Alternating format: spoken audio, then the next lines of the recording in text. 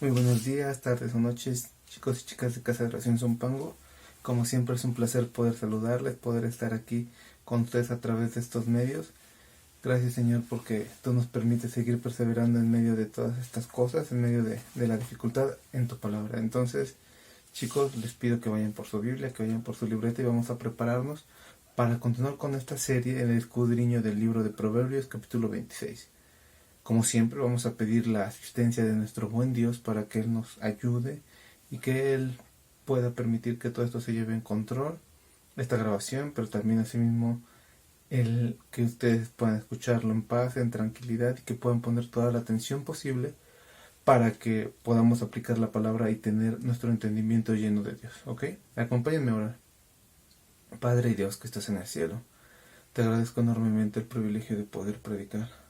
Gracias, Señor, porque aunque hay dificultades, hay problemas y hay cosas, complican las cosas, Señor, tú eres bueno.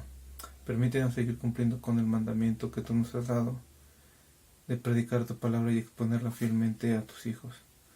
Te ruego, Señor, que purifiques mis labios con carbón y que podamos, Señor, enseñar tu palabra fielmente. Quita todo aquello que estorbe, Señor, que impida que podamos hacer las cosas bien y para tu gloria. También te pido que pongas tus palabras en mis labios y en mi corazón, en mi mente, de tal manera que todo lo que yo hable venga de tu corazón. Espíritu Santo, asístenos, por favor. Sin ti nada de esto es posible, ni es algo que podamos llevar a cabo por nuestros medios. También te pido que toques el corazón de cada joven y señorita para que puedan poner la palabra por obra. Todo esto te lo ruego en Cristo Jesús, nuestro Señor y Salvador. Amén.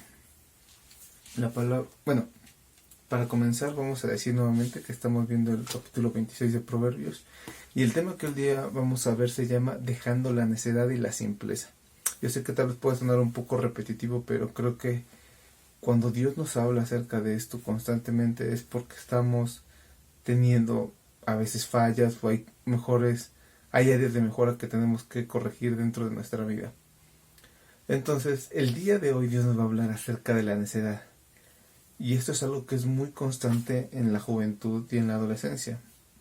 Yo sé que tal vez puede sonar un poco chocante, un poco molesto, hasta un poco ofensivo el decir, oye, pero ¿por qué me dices necio? ¿O por qué me hablas acerca de la necedad? ¿Quién te crees tú? ¿O qué autoridad tienes tú para poderme hablar así o dirigirte a mí de esa manera? Yo sé que a nadie le gusta que le digan necio. A mí no me gusta, obviamente, y yo creo que a ti tampoco te gusta que te digan necio. Pero no te preocupes, cada vez que uno predica, la palabra de Dios primeramente nos la aplicamos a nosotros mismos y después la podemos compartir. Entonces, yo no vengo aquí como alguien perfecto que viene a lanzar dardos o lanzar piedras para descalabrar a alguien, no. Vengo con la autoridad de la palabra, pero también siendo confrontado por ella, de tal manera que en este punto la exhortación parte de cero para todos, tanto el que predica como los que escuchan, ¿vale? Entonces pongamos un corazón atento a la palabra de Dios. Vamos a ver 3 puntos el día de hoy, pero quiero que empecemos viendo un versículo rápidamente para podernos introducir en el tema. Dice así Proverbios 26:3, el látigo para el caballo, el cabestro para el asno, y la vara para la espalda del necio. La palabra necio aquí que se está utilizando y que es algo que vamos a ver a lo largo de nuestros 3 puntos de la necedad es la palabra hebrea kisil, que significa tonto, significa bobo, fatuo, insensato, necio o necedad. Se puede utilizar en cualquiera de estos términos y sé que no es un adjetivo calificativo que sea agradable, que sea algo de lo que alguien se pueda enorgullecer, pero ¿sabes? El comienzo para poder rectificar una mala actitud, un problema o alguna actitud equivocada es precisamente reconocer que estamos mal. Tú no puedes y yo no puedo decir si estamos en, no sé, por ejemplo, la mentira. No podemos empezar a ser hombres de verdad si no reconocemos primero que tenemos un problema con la mentira y que somos mentirosos, ¿me entiendes? Entonces pasa exactamente lo mismo con la necedad. No podemos decir, voy a quitar la necedad en mi corazón si yo no reconozco que tengo la necedad dentro de mí. Es importante, es fundamental, es mandatorio y necesario que podamos identificar los errores que tenemos para poderlos rectificar. Si no podemos identificarlos, no podemos corregirlos. Si no podemos corregirlos, no podemos avanzar. Es un proceso en el cual vamos a ir avanzando. Este proverbio es realmente fuerte. Todavía no comenzaremos a analizarlo, pero su significado tiene varias implicaciones. Pero algo que a ti y a mí nos debe de empezar a caracterizar como jóvenes cristianos es precisamente la humildad ante la palabra de Dios. Cuando Dios nos llama la atención es precisamente porque estamos equivocados. Y sabes, como hombres, cuando alguien nos llama la atención, tenemos todo el derecho hasta cierto punto de dudar de esa llamada de atención. Si viene mi esposa y me llama la atención o viceversa, yo puedo decir, voy a analizar las cosas, probablemente ella esté equivocada. Y puede ser así, y también ella puede pensar de la misma manera. Si yo la reconvengo en algo, ella tiene el derecho de decir, a ver, voy a analizar las cosas para ver si fueron como Jonathan las dijo. Y puede que diga, tal vez Jonathan está equivocado, no está viendo las cosas de la mejor manera o de la manera correcta. Es cierto, tenemos ese derecho de duda cuando alguien nos llama la atención, pero esto solamente sucede entre humanos. Cuando Dios viene y nos llama la atención, ese derecho de dudar, de analizar las palabras de la otra persona desaparecen. ¿Por qué?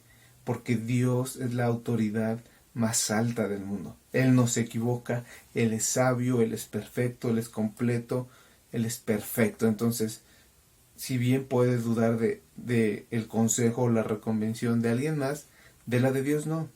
Dios siempre cuando nos llama la atención, cuando nos exhorta, cuando nos dice algo, es por nuestro bien. Es porque nosotros estamos equivocados en algún punto y tenemos que corregirlo.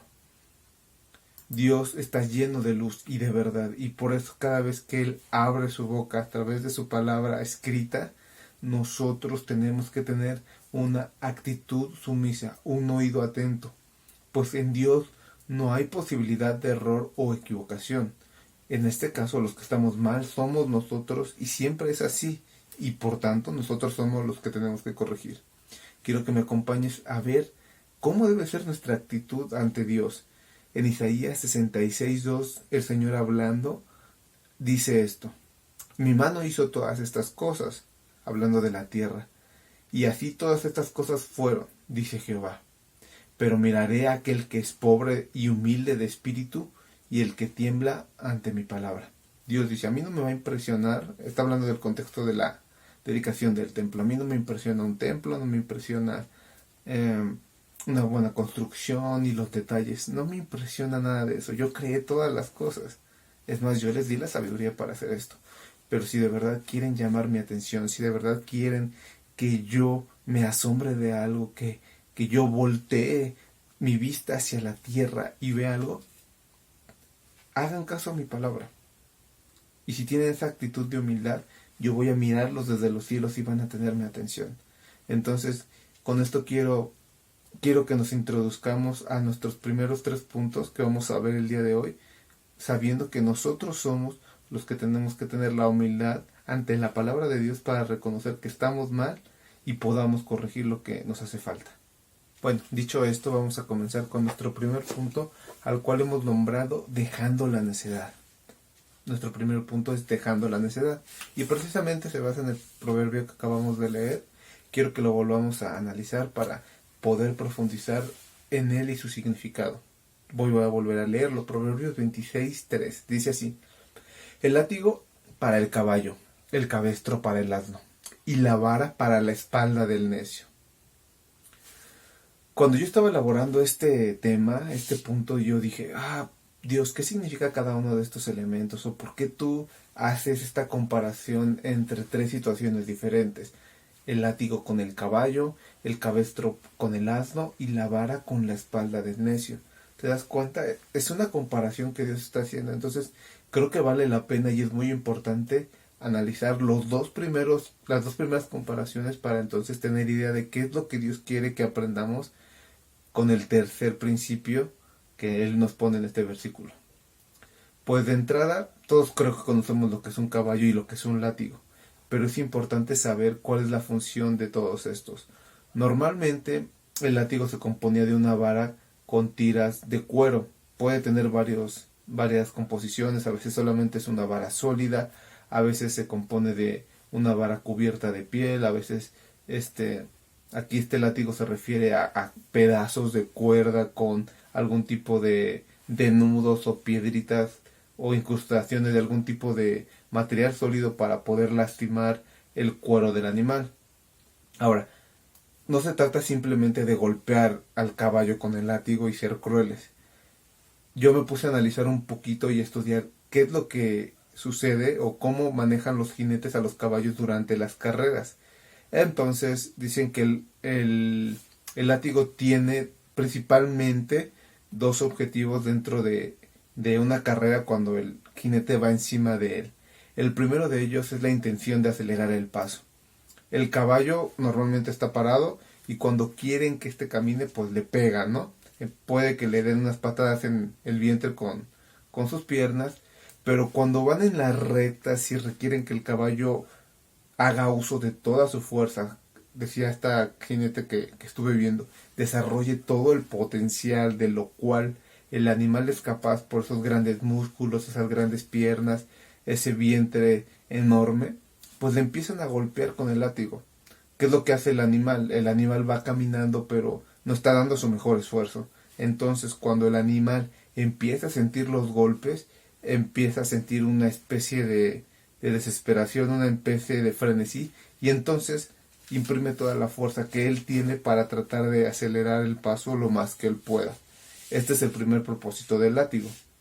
El segundo del propósito del látigo es que cuando salen de las carreras el caballo no necesariamente siempre sale hacia adelante y camina de manera recta o corre de manera recta. Hay veces que el caballo, cuando escucha el disparo de la salida inicial, tiene miedo o se desorienta o se desubica y lo que hace es tratar de ahorillarse para no correr. Entonces nuevamente con el látigo tú lo empiezas a golpear para tratarlo de enderezar. Si el caballo empieza a irse hacia la derecha, tú lo golpeas precisamente del lado derecho para que él sienta presión y entonces camine hacia la izquierda. Si es al contrario, si empieza a caminar hacia la izquierda, le pegas en la parte izquierda para que le rectifique su camino.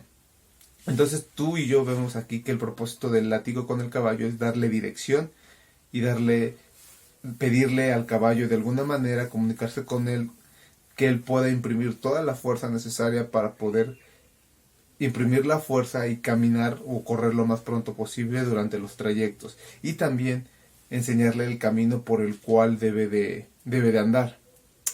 ¿Por qué es necesario el látigo? Porque tú no puedes acercarte al caballo y decirle, a ver, ponerlo cara a cara frente a ti y decirle, a ver, caballito bonito, yo necesito que tú camines o que tú corras en línea recta y que después de cierto tiempo vires a la derecha o vires a la izquierda. Tú no puedes hacer eso con el caballo porque el caballo no tiene entendimiento, ¿verdad? Tú tienes que utilizar un poco de violencia y fuerza para que el caballo pueda reaccionar, para que el caballo pueda tener en cierta manera la capacidad de obedecer lo que tú quieres. La segunda parte de este versículo dice así: el cabestro para el asno. Tal vez es la primera vez que tú escuchas este término o no sabes qué es un cabestro, entonces permíteme decirte qué es lo que significa. El cabestro es un buey castrado que se pone al lado de un asno para que camine y lo guíe, ¿vale? Se llama cabestro a un toro generalmente de una raza utilizada para producción de carne que se castra a los 2 años para facilitar su doma. Tras un largo proceso de aprendizaje, se emplea en las ganaderías de toros de lidia para diferentes operaciones. Bueno, básicamente entonces, ¿qué es lo que es un cabestro? Pues era un buey castrado. Ahora la pregunta es, ¿por qué se castraba, no? ¿Cuál era el propósito de hacer todo esto? Bueno, en lo natural, tú puedes verlo o puedes ir al campo o buscar algunos videos. Los toros son animales que son muy agresivos, son animales muy impulsivos. Esto es porque son animales grandes, son animales fuertes, pero principalmente porque son animales llenos de testosterona. Como podemos saber, en toda la especie del ser humano, en los hombres y también en respecto a los animales, en los machos se tienen los testículos. Los testículos es la parte donde se produce la hormona de la testosterona. ¿Qué es lo que permite la testosterona? Pues el crecimiento de los músculos, el desarrollo óseo y también permite el desarrollo en el caso de los hombres, por ejemplo, una voz gruesa, la barba, lo que nos hace diferente a las señoritas, ¿no? En los animales también es lo mismo. Si tú te das cuenta, los machos de las hembras son diferentes. Y esto es porque en las especies de los machos se tiene los testículos y la testosterona. Tú te puedes dar cuenta que todos los animales cuando están en época de apareamiento tienden a pelear por las hembras. ¿Por qué? Porque precisamente tienen este instinto de estar peleando. En el caso de los toros no es la excepción y incluso hay veces que en esas peleas llegan a matarse por estar peleando. Entonces tenemos que para los cabestros lo que hacían era extriparle o castrar los testículos para que no fueran tan agresivos. ¿Por qué se hacía a los 2 años? Porque se permitía que el animal se desarrollara físicamente, pero una vez que ya estaba desarrollado físicamente, entonces sí le procedían a castrar los testículos para que no fuera un animal violento, para que entonces sí lo pudieran empezar a domar, lo pudieran empezar a, en cierta manera, a acostumbrar a hacer ciertas cosas para cual lo querían. Muchas veces era para producir carne, pero también muchas veces era para que estuviera sirviendo de guía a otros animales. Por ejemplo, cuando tú quieres sacar a un toro de lidia que es muy bravo, lo pones alrededor de muchos cabestros. Entonces los cabestros ya saben, ya están educados para que tienen que irse hacia el corral. Entonces el toro de lidia, que normalmente es muy bravo, pues empieza a seguir a los demás. ¿Por qué? Pues porque se deja llevar por la manada, pero tú ya sabes que los cabestros ya están educados para guardarse en el corral. No tienes que exponerte o querer jalar al toro de lidia para que él haga lo que tú quieres. En el caso aquí en la palabra de Dios está diciendo que el cabestro para el asno. ¿Por qué pone esta comparación de estos animales? Porque muchas veces cuando se quería empezar a acostumbrar a los asnos o querías que ellos empezaran a hacer lo que tú querías, les ponías al lado un cabestro. Entonces, a través de un yugo, los unías por los cuellos y el asno normalmente no quería, si tú lo querías para una yunta, él no quería caminar derecho. Pues entonces, al ponerle el cabestro, que ya era un animal más grande, más fuerte, más musculoso, pero también ya domado, al asno no le quedaba otra más que caminar, porque si no lo arrastraba el cabestro. Entonces de esta manera se educaba al buey, perdón, se educaba al asno.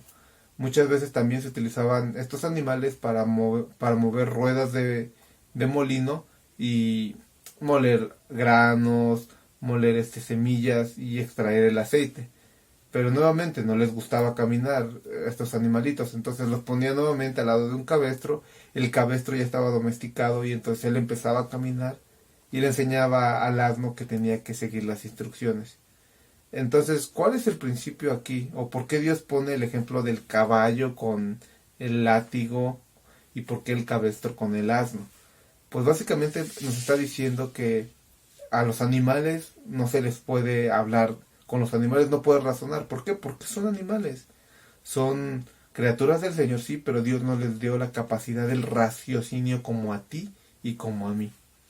Pero desgraciadamente en este versículo se compara al hombre con estos animales. El tercer enunciado de Proverbios 26:3 dice así: y la vara para la espalda del necio.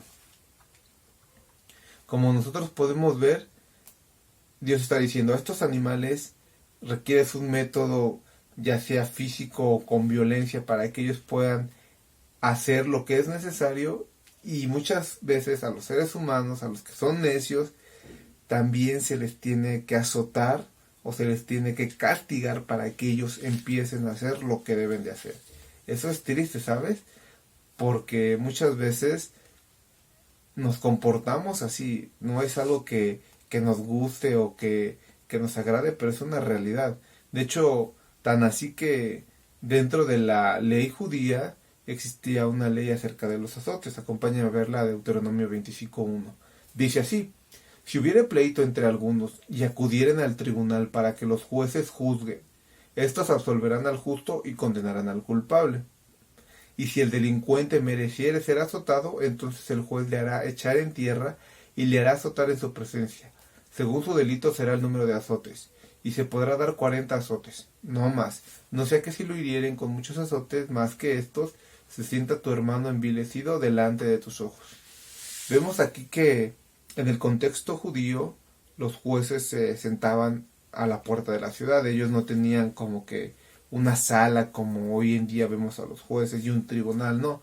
Ellos se sentaban con los hombres sabios a la entrada de la puerta a deliberar, a discutir y a resolver los problemas y conflictos entre los mismos judíos. Entonces, cuando se descubría que había un engaño, que había una trampa de un hermano hacia otro, hablando de los prójimos, pues los jueces tenían la facultad, si es que esto lo meritaba, de poder azotar al que era culpable enfrente de todos. Se le tiraba al suelo y entonces ahí le daban hasta 40 azotes. No se le podía dar más porque podía sentirse humillado. Pero este era un escarnio público, era un escarnio general que todos podían ver. No te llevaban a un cuarto aparte o no te llevaban a un lugar alejado de la ciudad para que tú pudieras ser azotado. No, en ese instante se te azotaba y era, creo que dos tipos de castigos. El primero, el físico, obviamente, porque no te pegaban o no te golpeaban con plumas o con algo suave, no, era con una vara para que te doliera. Pero también era el escarnio o la humillación pública. Es algo vergonzoso, no sé, algo que dirían, o sea, eso está, déjalo para un niño, pero para un hombre adulto, para alguien mayor, qué vergonzoso que le peguen en la calle, que lo estén azotando por cuestión de su necedad. Yo sé que a nadie nos gustaría esto, pero tal vez sería bueno que estuviéramos dentro del contexto judío nuevamente, porque muchas veces, jóvenes señoritas, no entendemos y nuestro corazón está lleno de necedad. Constantemente vemos a Dios llamándonos a buscar su palabra para evitar el castigo, pero muchas veces la necedad nos gana y tenemos que reconocerlo. Vemos aquí que se da un castigo público y se espera que esta vergüenza que se genera pueda producir algún tipo de cambio en el comportamiento de las personas. Pero realmente muchas veces esto no funcionaba y hasta la fecha no funciona.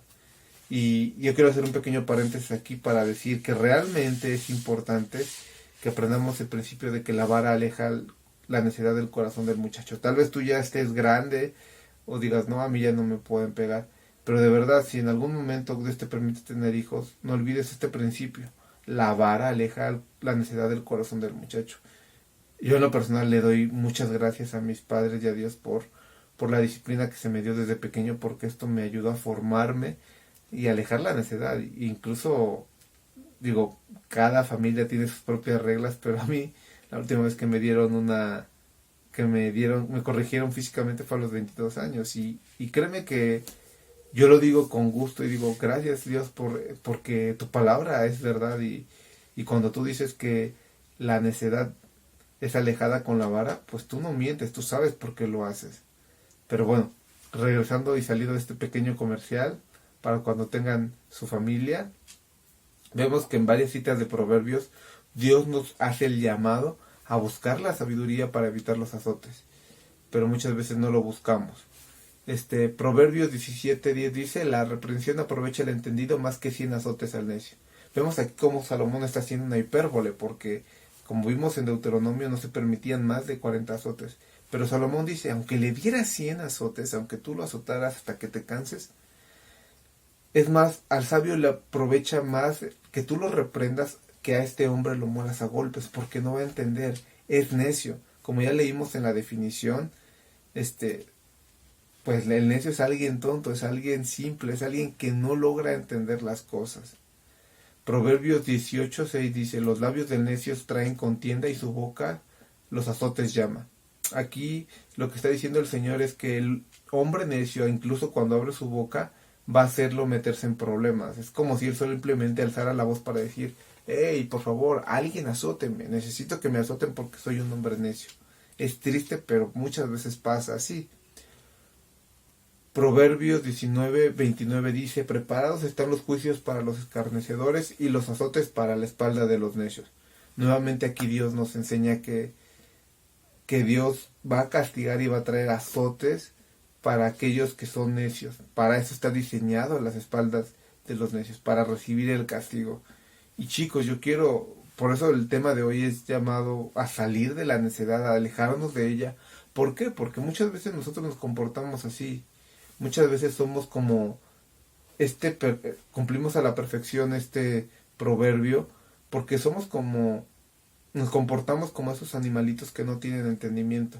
Yo lo decía a forma de broma, pero tú no vas y le dices: ay, a ver, caballito, camina así, o camina por este lado, o no le dices: a ver, asnito, por favor, necesito que hagas este trabajo, ¿lo puedes hacer por mí? No, son animales, no puedes razonar con ellos. Tienes que usar la fuerza y el castigo físico para que ellos hagan lo que tú quieres que hagan. No tienes otra. No puedes hacer otra manera para que ellos hagan lo que tú quieres. Y no tenemos que llegar a ese nivel nosotros. No es que seamos animales, sino que simplemente no hacemos uso del razonamiento que Dios nos dio como seres humanos a su imagen y semejanza para poder discernir lo bueno de lo malo y tomar lo bueno. Somos llamados a eso. Vemos que también no debemos de ser como los animales. De hecho, a mí me encanta el ejemplo de Asaf, como él dice cuando él estaba delante de la presencia de Dios, sintiendo envidia por los demás. Cuando Dios le abrió el entendimiento, cuando él fue a la presencia de Dios y lo buscó, él reconoce que en algún momento estuvo en esta situación. Salmo 73:22 dice: tan torpe era yo que no entendía. Era como una bestia delante de ti.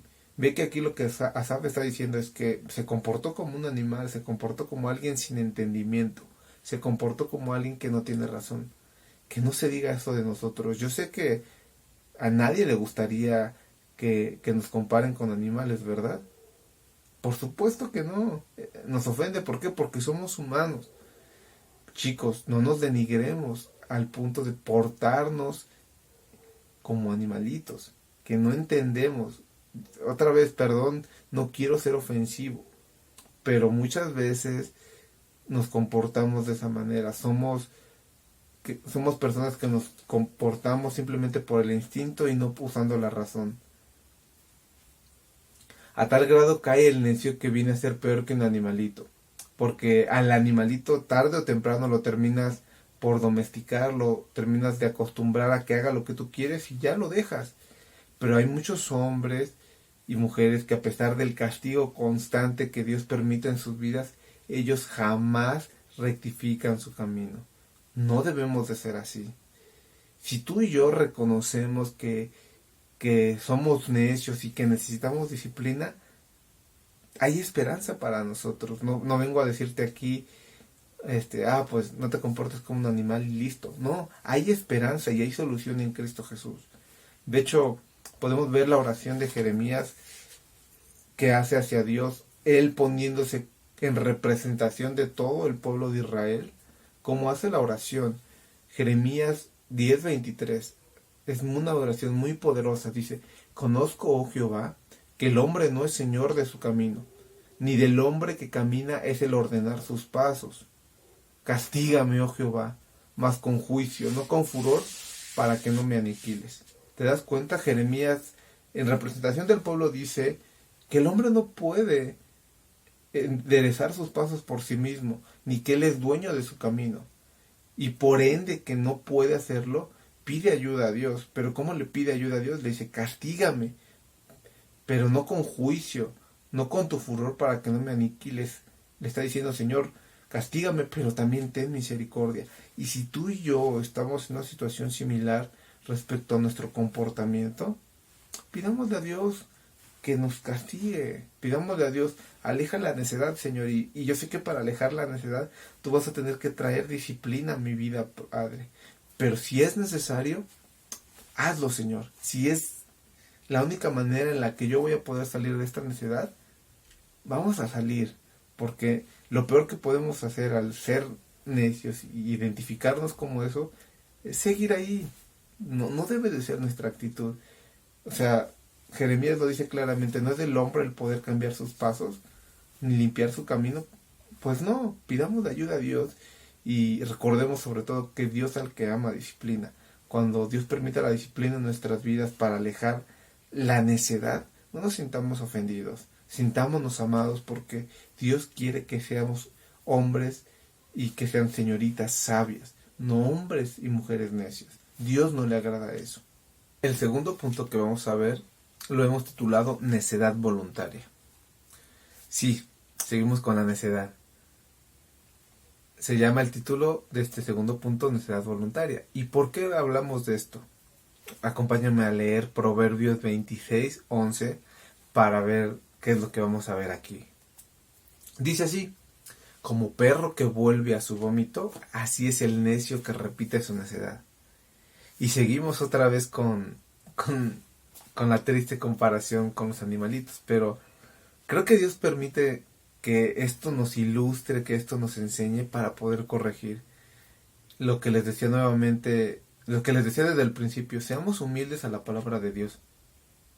Yo sé que este mensaje podría parecer un poco fuerte, pero si es necesario, en lo personal, Dios me habló a mi vida fuertemente y creo que también quiere hablarle a su pueblo. Como el perro vuelve a su vómito, así es el necio que repite su necedad. Y nuevamente tenemos que ver en lo natural por qué el perro hace este comportamiento o qué es lo que sucede y cuál es el principio que Dios quiere que extraigamos de aquí, qué es lo que el Señor quiere que nosotros aprendamos. Bueno, para poder analizar un poquito de esto, vamos a ver qué es lo que genera o por qué sucede esto. Ahí buscando investigando, documentándome para poder analizar este punto, hemos visto que pues todos en general podemos decir que tal vez hemos tenido una mascota y que todos en algún momento hemos visto que los perros en lo natural vomitan o mejor dicho regurgitan su comida. Yo sé que esto para nosotros es asqueroso, pero yo veía que varios veterinarios decían, no, pero para el perro es algo absolutamente normal, para ellos es un proceso incluso natural, que hay veces que hasta la mamá cuando sus perritos empiezan a tener que comer algo sólido, mastica la comida y se las deja un poco molida para que ellos ya puedan comerla y les sea más fácil digerir. ¿Qué es lo que sucede cuando un perro regurgita la comida? Pues primero obviamente come su alimento, lo que sea que esté comiendo, y muchas veces lo vuelve a escupir al piso. Eso se llama regurgitar, que es diferente de vomitar, porque el vómito es algo con fuerza, que indica una enfermedad, que se ponen tiesos los músculos. Creo que todos hemos sentido esa sensación que nuestro cuerpo se pone rígido y nuestro estómago expulsa con violencia la comida. Aquí más bien lo que está hablando es de regurgitar, que el perro está comiendo la comida, la digiere un poco y luego la vuelve a sacar. Básicamente vemos que los perritos no tienen entendimiento. Los perritos simplemente comen, escupen la comida y después de eso vuelven a olerla. Ellos tienen un sentido del olfato muy desarrollado.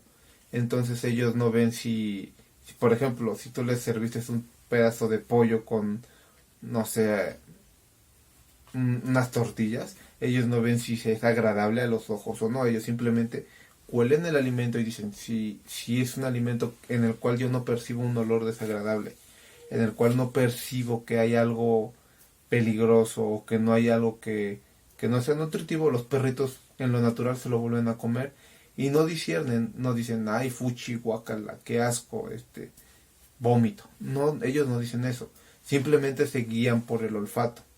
Ahora, nosotros no somos animalitos, sí tenemos sentido y raciocinio para poder discernir. Yo quiero hacerte una pregunta y espero que no estés viendo esta perdí mientras estés comiendo, porque probablemente vaya a hacer algo, un comentario no agradable para la comida. ¿Tú te comerías la comida ya digerida? Inclusive tu propia comida. Imagínate que tú te echas una rica hamburguesa y con unas papas y un refresco. Te la comes, la digieres y por alguna razón vuelves a vomitarla. ¿te la comerías? Yo creo que no, ¿verdad?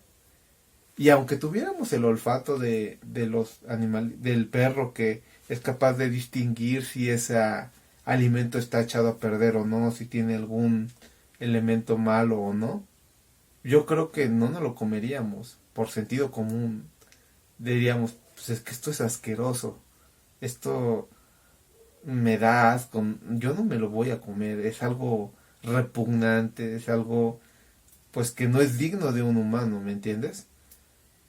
El perrito no tiene el entendimiento para discernir, él simplemente dice, esto es comida, me lo como.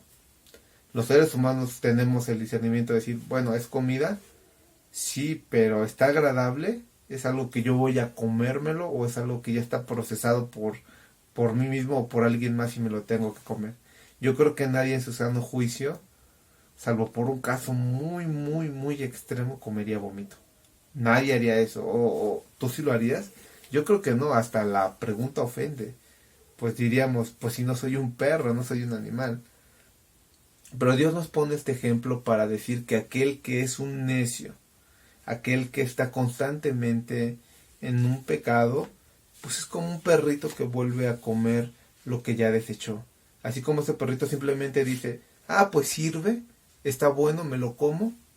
No le importa si es agradable a la vista, no le importa si es algo que alguien ya se comió, porque incluso los perritos tienen esa característica. Pueden comerse su vómito, pero también pueden comerse el de alguien más. Ellos simplemente ven alimento.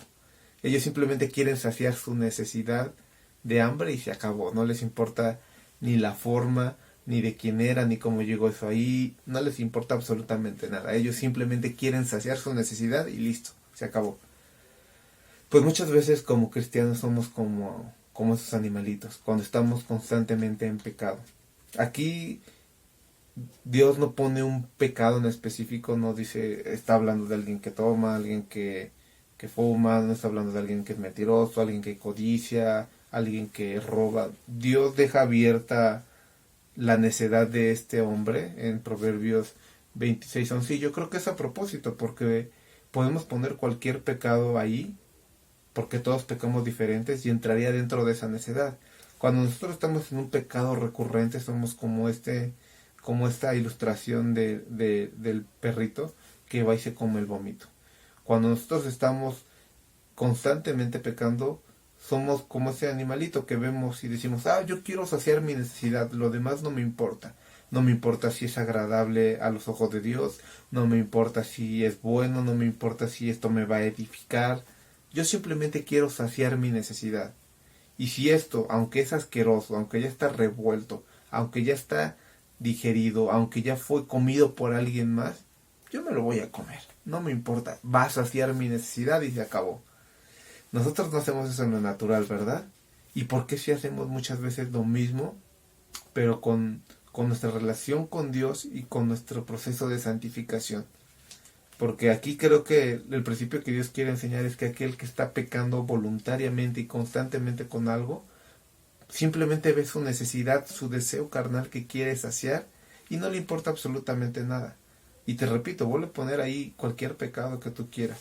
La ira, la soberbia, el enojo, la mentira, el que tú quieras. Cuando tú y yo estamos constantemente revelándonos delante de Dios y sobre todo voluntariamente, pasamos a ser como ese animalito sin entendimiento, que simplemente desea satisfacer la necesidad a corto plazo y no tiene la capacidad de ver algo más allá, ni tiene la capacidad de ver si hay algo mejor. El perrito no dice, ay, bueno, estas croquetas ya no están ya están digeridas, ya no las quiero. No, el perrito dice, me sirve, perdón por la palabra, pero esto es lo que hacen, me lo trago y se acabó. Que me supla mi necesidad, que me supla mi deseo instantáneo y listo. Nosotros no debemos de ser así. Nosotros tenemos y somos llamados nuevamente a la sabiduría. Y creo que aquí es más que obvio que necesitamos ser sabios para no tener un comportamiento así. Ellos seguían por su simple instinto del olfato y se hacían su necesidad. Para nosotros esto es algo asqueroso, pero realmente veamos si no tenemos un comportamiento así.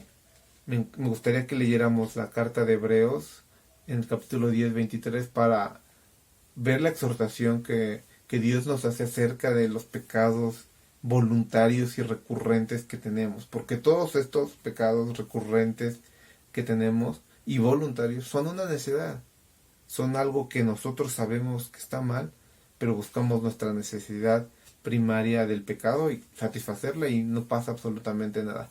No tenemos el discernimiento para ver si es bueno o malo. Dice así Hebreos 10:23. Mantengamos firme sin fluctuar la profesión de nuestra esperanza, porque fiel es el que lo prometió.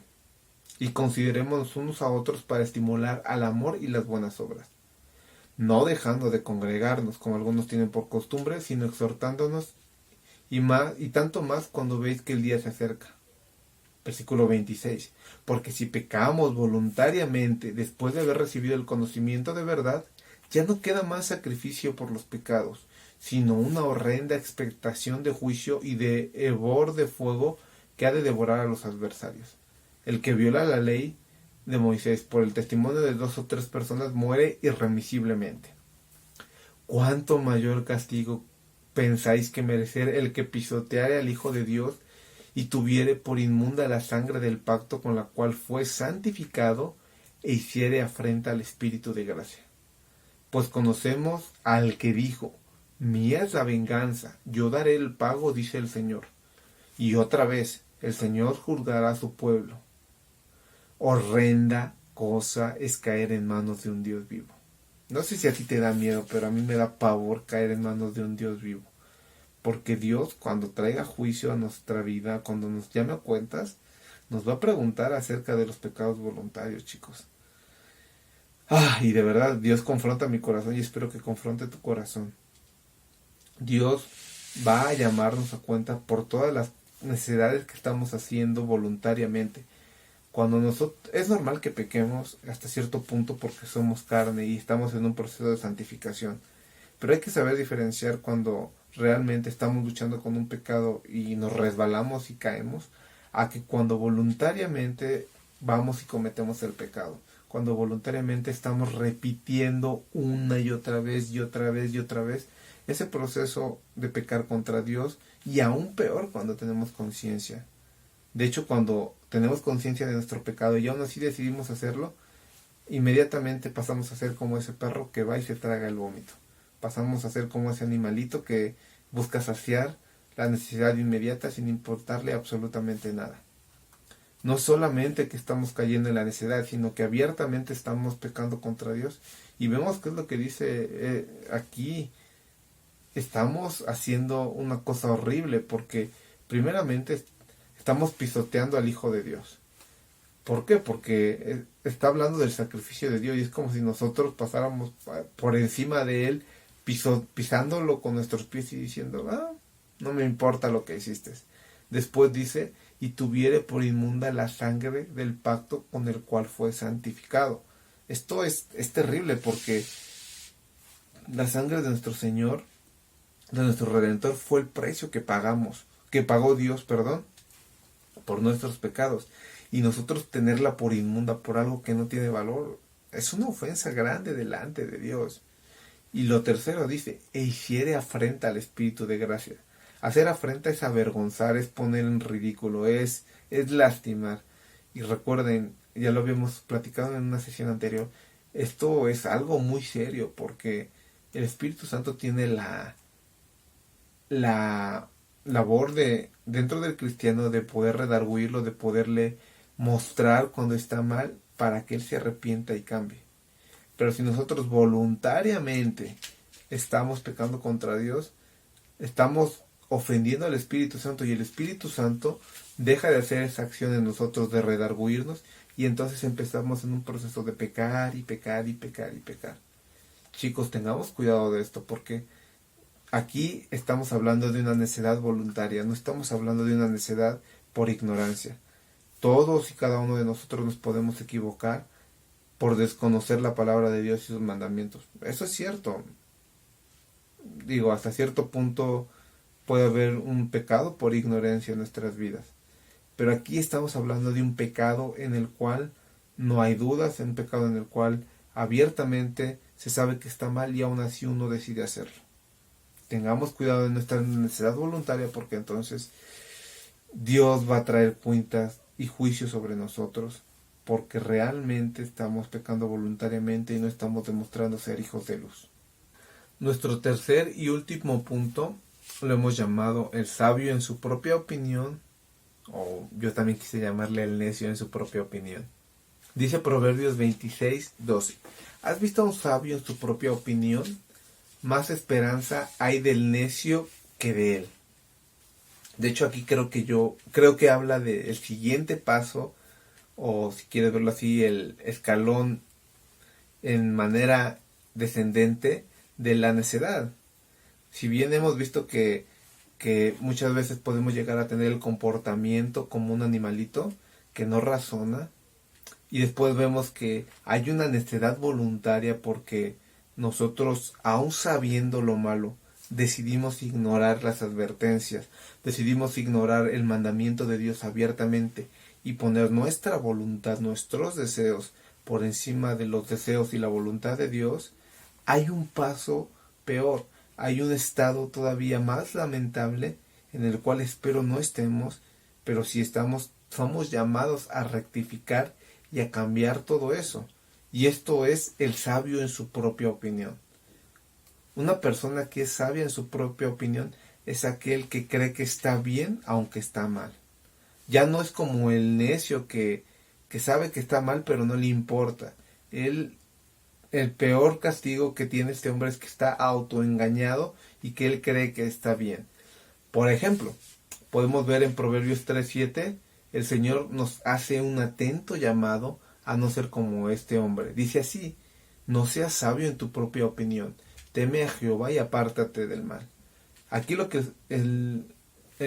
Salomón nos está queriendo decir es que lo peor que podemos hacer es ser sabios en nuestra propia opinión. Es decir, que nosotros creamos que tenemos la razón en todo sin importar lo que Dios dice. De hecho, aquí nos pide dos cosas, nos pide dos acciones que quiere que realicemos. No ser sabio en nuestra propia opinión, pero no simplemente nos debemos de quedar ahí, sino que por el contrario tenemos que temer a Dios, tenemos que buscar a Dios y apartarnos del mal. Proverbios 16:2 dice: todos los caminos del hombre son limpios en su propia opinión, pero Jehová pesa los espíritus. Nuevamente vemos, hay hombres que creen tener la razón en todo, pero Dios es quien realmente conoce la intención y conoce la verdad que hay en medio de sus corazones, o la mentira. Es decir, no, uno puede creer que está equivocado, perdón, que tiene la razón, pero estar sinceramente equivocado. Y es ahí donde nosotros necesitamos de Dios y renunciar a nuestra propia sapiencia para no estarnos equivocando constantemente. Proverbios 26:16 dice así: en su propia opinión el perezoso es más sabio que 7 que sepan aconsejar. ¿Te das cuenta? Yo creo que es el colmo y el estado más triste y lamentable al cual un hombre puede llegar. Este hombre es tan necio, es tan falto de entendimiento que él cree no solamente que tiene la razón, sino que él es más sabio y tiene más sabiduría que 7 hombres juntos que pueden aconsejar. Lo peor que nos puede pasar es no solamente estar equivocados y no solamente ignorar la palabra de Dios, sino que creer que nosotros estamos sobre la palabra de Dios y que nosotros estamos bien y que Dios por ende está mal. Ese es el punto más bajo que un hombre puede llegar. Esa es la desgracia más triste a la cual un hombre puede estar condenado. Creer que él tiene la razón por encima de Dios. Es un estado lamentable y deplorable. ¿Por qué? Porque el necio, en cierta manera, lo que hace es ignorar a Dios, a veces ignorarlo voluntariamente, pero sabe que está mal. Él dice: híjole, Dios me dice que no, voy a poner un ejemplo, Dios me dice que no robe, pero yo necesito algo y quiero robar, o quiero suplir mi necesidad inmediata sin esfuerzo, entonces, pues bueno, pues Dios dice que está mal, pero no me importa, yo voy a hacer lo que yo quiera. Vemos que este hombre aún tiene en su mente el concepto de que está mal lo que va a hacer, sin embargo decide hacerlo. Pero hay ese pequeña rayo de luz, esa pequeña conciencia en su interior que le dice que está mal lo que va a hacer. Que decida ignorarlo ya después, bueno, es algo triste, es lamentable, pero al menos tiene un foco de alerta en su conciencia y en su alma de que lo que va a hacer no es agradable delante de los ojos de Dios. Pero este hombre que estamos analizando ahorita, de Proverbios 26:12, este hombre no tiene ya la capacidad o ese pequeño sensor o luz de conciencia que le dice, hey, lo que vas a hacer está mal. Este hombre, por poner un ejemplo, ese foco ya se le fundió y entonces él cree que lo que él hace realmente está bien. Y como te decía, eso es lo peor que le puede pasar a un ser humano. ¿Por qué? Porque llega a un estado tan lamentable en el cual ya no tiene la capacidad de discernir lo bueno y lo malo y él se vuelve ley para sí mismo. Y eso es muy malo. ¿Por qué? Porque él voluntariamente va a estar pecando creyendo que hace lo bueno. Él voluntariamente va a estar haciendo lo malo creyendo que a Dios le agrada eso. Y ahí es donde está la desgracia más grande. De hecho, podemos leerlo en la carta de los Romanos, de cómo Dios habla el proceso de la condenación de todos los hombres. Dios menciona cómo es el proceso en donde todos los hombres están voluntariamente haciéndolo mal. Dios dice que todos hemos pecado y que estamos destituidos de la gloria de Dios.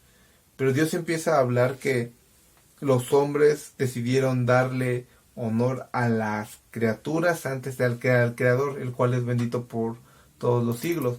Y como ellos voluntariamente decidieron, cuando reciben la revelación de que hay un Dios, de que la naturaleza no se puede crear por sí mismo, de que todo lo que hay es en base a un diseño inteligente, ellos deciden ignorar esa voz, apagar la conciencia y buscar ellos sus propios dioses. Dios dice, bueno, si entonces tú no quieres hacer caso a mis mandamientos, no quieres hacer caso a mis ordenanzas, voy a dejar que tú hagas lo que quieras. Ese va a ser tu castigo. Tu castigo no va a ser que yo venga y traiga una enfermedad a tu vida, no va a ser que yo venga y te destruya inmediatamente. Tu castigo no va a ser que te pasen todos los castigos que vienen en la palabra de Dios. No, el castigo va a ser que voy a dejar que tú, en tu conciencia perdida, hagas lo que tú crees que está bien y que te goces en ello. Voy a dejar que tu corazón te engañe al grado que se eleve como la ley que tú debes de cumplir y lo que está bien, a pesar de que abiertamente está mal. Cuando los hombres aman más las tinieblas que la luz, llega al punto en el cual su conciencia se entenebrece y ya no hay razón ni hay forma en la cual pueden ellos ver que está mal. ¿Me entiendes? Puedo ponerte un ejemplo, tal vez es algo drástico, pero quisiera mencionarlo para que realmente veamos. Y no es que yo quiera o que tenga algo en contra cierto grupo de personas o cierto grupo de pecados. Todo pecado es malo, obviamente. Pero, ¿por qué tú crees que ahorita está dándose tan fuerte y tan constantemente el ataque hacia la sexualidad, hacia la libertad de querer hacer lo que tú quieras y la apertura, por así decirlo, a decir que el amor es amor y que no importa lo que demás suceda? El día de ayer yo estaba viendo una publicación de unos hermanos donde alertaban acerca de una película que va a salir, que no quiero mencionar su nombre porque no quiero darle promoción, pero trata de una niña que supuestamente está en un contexto religioso y entonces ella quiere bailar. Tienen 12 o 11 años, no mal recuerdo, y lo que ellas empiezan a hacer es, pues a querer bailar y empiezan a bailar, no como un baile regional o un baile cultural, un baile erótico, un baile sensual. Y entonces estas niñas, pues al empezar a bailar así y a subirlo a sus redes sociales, empiezan a sentirse emocionadas porque empiezan a llamar la atención de otros. Al final de cuentas esta niña, la que es la protagonista, roba dinero para comprar su traje, para comprar ropa interior provocativa. ¿Por qué? Porque ella quiere demostrar con su cuerpo que ella es libre de hacer lo que quiera y de perseguir sus sueños. Al final de cuentas de eso se trata la historia y muchos dirán, ay, pero es que habla acerca de la libertad política, de la libertad del cuerpo que cada quien puede tener y seguir sus deseos, y que no es malo que los niños empiecen a explorar. Estamos hablando de niñas de 11 años que las ponen a bailar de una manera sensual. Eso es lo que es. Y si tú te vas dando cuenta, poco a poco empiezan a bajar los estándares de edad para que se empiece a legalizar las relaciones sexuales con niños. Ese es el punto. Ese es el punto. De hecho, hay una plática de un conferencista que me da mucha rabia y mucha tristeza su cinismo. Él se presenta y así con su música de fondo diciendo, bueno, es que yo no soy pedófilo, a mí simplemente me atraen los niños. No, yo no quiero hacerles mal, yo los amo y yo quiero estar con ellos. Y empiezan a romantizar la pedofilia como algo bueno, bajo la bandera de que el amor es amor y no importa ni el sexo, ni importa la edad, ni importa la religión. Mientras tú ames algo, tú tienes el derecho de tenerlo. Ese es el pensamiento de la sociedad hoy en día. Y no es que esté bien o que Dios esté de acuerdo con ello y por eso no cae fuego del cielo y los consume, no. Precisamente es el castigo de Dios para la sociedad el estar así, porque ellos voluntariamente han decidido cerrar sus oídos a la voz de Dios. Pero también es un llamado a la iglesia para que nosotros seamos sal y luz en medio de estas conductas contrarias a la voluntad de Dios. Sé que este ejemplo es un poco fuerte, pero ilustra perfectamente el principio. Cuando alguien ya es sabio en su propia opinión, ni siquiera los argumentos reales le van a servir, los argumentos lógicos, los argumentos científicos, los argumentos bíblicos, ningún tipo de argumento le va a servir para hacer cambiar de razón. Él cree que tiene la verdad absoluta y que sus deseos son ley y que no importa absolutamente nada más. Obviamente esto es erróneo, pero sucede, está sucediendo en nuestra sociedad y sobre todo está sucediendo en cristianos muchas veces.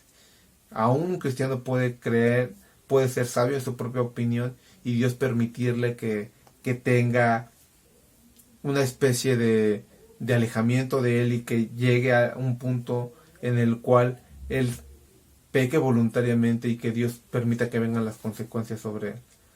Chicos, cuidémonos, pidámosle a Dios que nos quite la necedad. Como le veíamos en el otro punto, Jeremías, en nombre del pueblo de Israel, decía, Señor, no es del hombre enderezar tus pasos, y el hombre no puede limpiar su camino. Entonces, castígame, Señor.